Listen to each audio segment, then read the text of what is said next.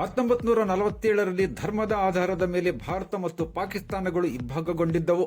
ಹಿಂದೂಗಳಿಗೆ ಭಾರತ ಮತ್ತು ಮುಸ್ಲಿಮರಿಗೆ ಪಾಕಿಸ್ತಾನ ಎಂದು ಕರಾರಿನ ಮೇಲೆ ನೀಡಲಾಗಿತ್ತು. ಇಬ್ಬಾಗಗೊಂಡ ನಂತರ ಕೋಟ್ಯಾಂತರ ಹಿಂದೂಗಳನ್ನು ಪಾಕಿಸ್ತಾನದಿಂದ ಟ್ರೇನ್ ಮೂಲಕ ಭಾರತಕ್ಕೆ ಕಳುಹಿಸಲಾಯಿತು. ಆದರೆ ಹಿಂದೂಗಳಾದ ನಾವು ಭಾರತದಲ್ಲಿರುವ ಎಲ್ಲರನ್ನೂ ಜೊತೆಯಲ್ಲಿ ಕರೆದುಕೊಂಡು ಮುನ್ನಡೆಯುತ್ತಿದ್ದೇವೆ.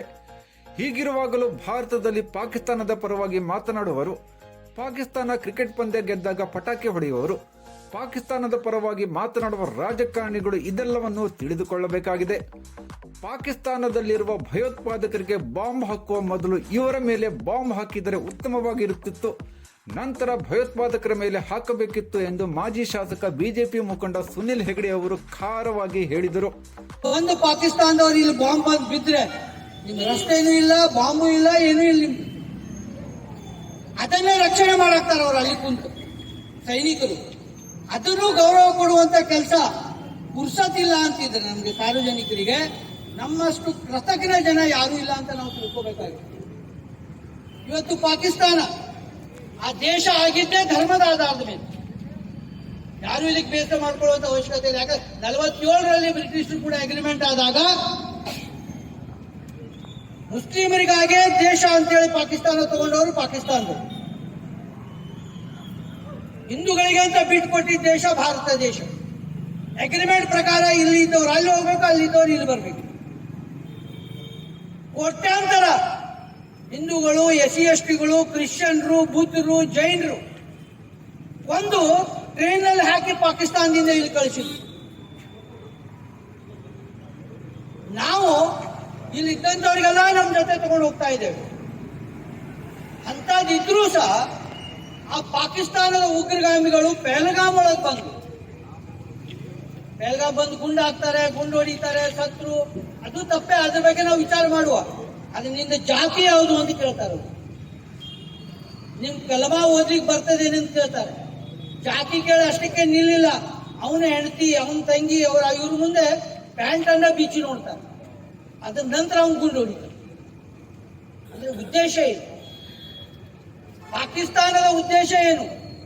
ಇಲ್ಲಿ ಪಾಕಿಸ್ತಾನದ ಪರವಾಗಿ ಮಾತಾಡೋರು, ಕ್ರಿಕೆಟ್ ಗೆದ್ದಾಗ ಪಟಾಕ್ಷಿ ಹೊಡೆಯೋರು, ಇಲ್ಲಿ ಪಾಕಿಸ್ತಾನ ಪರವಾಗಿರುವಂತಹ ರಾಜಕೀಯ ನಾಯಕರುಗಳು ನೀವು ತಿಳ್ಕೋಬೇಕ್ರಿ. ಅಲ್ಲಿದ್ದಂತ ಭಯೋತ್ಪಾದಕರ ಮೇಲೆ ಬಾಂಬ್ ಹಾಕುದಲ್ಲ, ಇಲ್ಲಿ ನಿಮ್ಮ ಮೇಲೆ ಬಂದು ಹಾಕ್ಬೇಕು ಬಾಂಬ್. ಇಲ್ಲಿ ಆಮೇಲೆ ಅವ್ರಿಗೆ ಹಾಕ್ಬೇಕು. ಇಂಥ ಒಂದು ಕೇಳುವಂತ ಸನ್ನಿವೇಶ ನಮ್ಮ ದೇಶದಲ್ಲಿ ಇರಬೇಕಾದ್ರೆ ಯಾರೇನ್ ಬೇಸರ ಮಾಡೋ ಅವಶ್ಯಕತೆ ಇಲ್ಲ. ಯಾಕಂದ್ರೆ ಪ್ರತಿಯೊಂದು ದೇಶಕ್ಕೆ ಅದರದೇ ಒಂದು ಧ್ವಜ ಇರ್ತದೆ, ಪ್ರತಿಯೊಂದು ದೇಶಕ್ಕೆ ಅದರದೇ ಆದಂತ ಒಂದು ಪಕ್ಷಿ ಇರ್ತದೆ, ಪ್ರತಿಯೊಂದು ದೇಶಕ್ಕೆ ಅದರದೇ ಆದಂತ ಒಂದು ಪ್ರಾಣಿ ಇರ್ತದೆ. ಯಾಕಂದ್ರೆ ಆ ದೇಶದ ಒಂದು ಗೌರವ, ಲಾಂಛನ ಅಂತ ಇರ್ತದೆ. ಹಾಗೆ ಪ್ರತಿಯೊಂದು ದೇಶಕ್ಕೆ ಒಂದು ಧರ್ಮ ಇರ್ತದೆ. ನಮ್ಮ ದೇಶದ ಸನಾತನ ಧರ್ಮ ಹಿಂದೂ ಧರ್ಮ ಇದೆ. ಅದ್ರ ಮೇಲೆ ನಮ್ಮ ದೇಶ ನಾವು ಕಟ್ಟಿದ್ದೇವೆ. ಇಲ್ಲಿ ಇದ್ದವ್ರ ಬಗ್ಗೆ ನಮ್ದೇನು ತಕರಾರಿಲ್ಲ, ಯಾರಿಗೂ ಬಗ್ಗೆ ಎಲ್ಲರಿಗೂ ತಗೊಂಡು ನಾವು ಹೋಗ್ತೇವೆ. ಆದ್ರೆ ಈ ಜಾತ್ಯತೀತ ಅನ್ನುವಂತ ಪದ ಬಂದು ಇವತ್ತಿನ ದಿನ ನಮ್ಮ ದೇಶದ ನಮ್ಮ ಸನಾತನ ಧರ್ಮದವರನ್ನ ನಪುಂಸಕರಾಗಿ ಮಾಡಿದ್ದಿದೆ. ಇವತ್ತಿನ ರಾಜಕಾರಣದಲ್ಲಿದ್ದಾರೆ, ಸ್ಪೋರ್ಟ್ಸ್ ನಲ್ಲಿದ್ದಾರೆ, ಮತ್ತೊಂದಿದ್ದಾರೆ, ಕ್ರಿಕೆಟ್ ನಲ್ಲಿದ್ದಾರೆ. ಇವತ್ತಿನ ದಿನ ಕ್ರಿಕೆಟ್ ಸ್ಟಾರ್ಗಳು, ನಮ್ಮ ಹೀರೋಗಳು, ಅವ್ರು ನೋಡಕ್ ಹೋಗ್ತೇವೆ ನಾವು. ಈಗ RCB ಐತಿ, ಅಲ್ಲಿ ಕುಂತು ನೋಡುವುದು. ಬೆಂಗಳೂರಿಗೆ ನೋಡಕ್ ಹೋಗುದು ಅವ್ರಿಗೆ ಲಕ್ಷಗಟ್ಟಲೆ ಜನ. ಇಲ್ಲಿ ಫಿಲ್ಮ್ ಆಕ್ಟರ್ ಒಬ್ರು ಬಂದ್ರಿಪ್ಪ, ಎಲ್ಲಾ ಕೆಲಸ ಬಿಟ್ಟು ಇಲ್ಲಿ ಇದಕ್ಕಿಂತ 100 ಪಟ್ಟು ಹೆಚ್ಚಿಗೆ ಜನ ಸೇರ್ತಾರೆ. ಆದ್ರೆ ಒಂದು ಸೈನಿಕ ಬಂದಾರ ಈಗ, ಇಲ್ಲಿ ನಾಳೆ ಮತ್ತೊಂದು ಸೈನಿಕ ಬರ್ತಾನೆ. ಎಷ್ಟು ಜನ ಸೇರ್ತೀರಪ್ಪ ಇಲ್ಲಿ? ಅದಕ್ಕೆ ಗೌರವ ಇಲ್ಲ. ನಮ್ದ ನಿಜವಾದ ಹೀರೋಗಳು ಯಾರು? ದೇಶವನ್ನ ರಕ್ಷಣೆ ಮಾಡುವಂತ ಸೈನಿಕರು. ನಮ್ದ ನಿಜವಾದ ಹೀರೋಗಳು ಯಾರು? ದೇಶಕ್ಕೆ ಅನ್ನ ಹಾಕುವಂತ ರೈತ. ನಮ್ಮ ನಿಜವಾದ ಹೀರೋಗಳು ಯಾರು? ಭಾರತೀಯತೆಯನ್ನು ಎತ್ತಿ ಹಿಡಿದು ಭಾರತದ ಬಗ್ಗೆ ತನ್ನ ಜೀವನವನ್ನೇ ತ್ಯಾಗ ಮಾಡುವಂತ ವ್ಯಕ್ತಿಗಳು ನಮ್ಮ ಹೀರೋ ಆಗ್ಬೇಕೇ ವಿನ ಎಲ್ಲಿ ಕ್ರಿಕೆಟ್ ಸ್ಟಾರು, ಪಿಕ್ಚರ್ ಸ್ಟಾರು ನಮ್ಮ ಹೀರೋ ಆದ್ರೆ ಭಾರತ ದೇಶದ ಉದ್ಧಾರ ಯಾವಾಗಲೂ ಆಗುವುದಿಲ್ಲ. ಆಪರೇಷನ್ ಸಿಂಧೂರ ಅಡಿಯಲ್ಲಿ ಯಶಸ್ವಿ ಕಾರ್ಯಾಚರಣೆ ನಡೆಸಿದ ಭಾರತೀಯ ಸೈನಿಕರಿಗೆ ಗೌರವ ಸಲ್ಲಿಸುವ ನಿಟ್ಟಿನಲ್ಲಿ ಹಮ್ಮಿಕೊಂಡಿದ್ದ ತಿರಂಗಾ ಯಾತ್ರೆಯನ್ನು ಉದ್ದೇಶಿಸಿ ಮಾತನಾಡುತ್ತಿದ್ದರು. ಒಬ್ಬ ಫಿಲ್ಮ್ ಸ್ಟಾರ್ ಅಥವಾ ಕ್ರಿಕೆಟ್ ಸ್ಟಾರ್ ಬಂದರೆ ಸಾವಿರಾರು ಜನರು ಸೇರುತ್ತಾರೆ.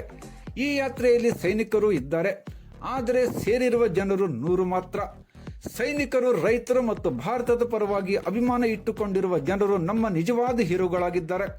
ಯಾತ್ರೆಗೆ ಬರದೇ ಇರುವವರು ಈ ಮಾತನ್ನು ಅರ್ಥ ಮಾಡಿಕೊಳ್ಳಬೇಕಾಗಿದೆ. ಮೋದಿ ನೇತೃತ್ವದ ಕೇಂದ್ರ ಸರ್ಕಾರವು ಭಾರತದ ಭದ್ರತೆಗೆ ಹೆಚ್ಚಿನ ಆದ್ಯತೆ ನೀಡಿದೆ. ಮೇಕ್ ಇನ್ ಇಂಡಿಯಾ ಯೋಜನೆ ಅಡಿಯಲ್ಲಿ ನಿರ್ಮಾಣಗೊಂಡಿರುವ ಮಿಸೈಲ್ಗಳ ಮೂಲಕ ಸೈನಿಕರು ಸಾವಿರಾರು ಕಿಲೋಮೀಟರ್ ದೂರದಲ್ಲಿ ನಿಖರವಾಗಿ ದಾಳಿ ಮಾಡಿ ಧ್ವಂಸ ಮಾಡುವ ಸಾಮರ್ಥ್ಯ ಪಡೆದುಕೊಂಡಿದ್ದಾರೆ. ಪಾಕಿಸ್ತಾನದ ದಾಳಿಯನ್ನು ಯಶಸ್ವಿಯಾಗಿ ಪುಡಿಗಟ್ಟಿದ್ದಾರೆ. ದೇಶದ ಇಂಥ ಹೆಮ್ಮೆ ಸೈನಿಕರಿಗೆ ಗೌರವ ಸಲ್ಲಿಸುವುದು ನಮ್ಮೆಲ್ಲರ ಕರ್ತವ್ಯವಾಗಿದೆ ಎಂದರು. ಮುಖಂಡರಾದ ವಾಸುದೇವ್ ಪ್ರಭು ಮಾತನಾಡುತ್ತಾ ಭಾರತೀಯ ಸೇನೆಯ ಶೌರ್ಯ ಸಾಹಸಗಳನ್ನು ಮುಕ್ತ ಕಂಠದಿಂದ ಪ್ರಶಂಸಿಸಿದರು. ಆರಂಭದಲ್ಲಿ ಸೊಮ್ಮಾನಿ ವೃತ್ತದಿಂದ ಪ್ರಾರಂಭವಾದ ತಿರಂಗಾ ಯಾತ್ರೆಯು ಜೇನ್ ರಸ್ತೆ, ಲಿಂಕ್ ರಸ್ತೆ ಮೂಲಕ ಸಾಗಿ ಚೆನ್ನಮ್ಮ ವೃತ್ತದಲ್ಲಿ ಸಮಾವೇಶಗೊಂಡಿತು. ದೇಶಾಭಿಮಾನಿಗಳು ಯಾತ್ರೆ ಉದ್ದಕ್ಕೂ ಭಾರತ ಮಾತಾಕ್ಕೆ ಜೈ ಮತ್ತು ಜಮ್ಮು ಮತ್ತು ಕಾಶ್ಮೀರ ಭಾರತ ಮಾತೆಯ ಸಿಂಧೂರ ಘೋಷಣೆಗಳನ್ನು ಕೂಗುತ್ತಾ ಸಾಗಿದರು. ಯಾತ್ರೆಯಲ್ಲಿ ಸೈನಿಕರು, ಸಾರ್ವಜನಿಕರು, ವಿವಿಧ ಪಕ್ಷಗಳ ಮುಖಂಡರು, ದಾಂಡೇಲಿ ಮಂಡಲದ ಅಧ್ಯಕ್ಷ ಬುಧವನಗೌಡ ಪಾಟೀಲ್, ಮಿಥುನ್ ನಾಯ್ಕ್, ರೋಷನ್ ನೇತ್ರಾವಳಿ, ನರೇಂದ್ರ ಚವ್ಹಾಣ್, ದಶರಥ್ ಬಂಡಿವಡ್ಡರ್, ರವಿ ಗಾಂವ್ಕರ್, ಚನ್ನಬಸಪ್ಪ ಮುರುಗೋಡು, ವಿಷ್ಣು ನಾಯರ್, ಈರಯ್ಯ ಸಾಲಿಮಠ್, ಸಂತೋಷ್, ಗೀತಾ ಶಿಕಾರಿಪುರ್, ದೇವಕ್ಕ ಕೆರೆಮನೆ, ರಮಾ ರವೀಂದ್ರ ಸೇರಿದಂತೆ ಅನೇಕರು ಇದ್ದರು.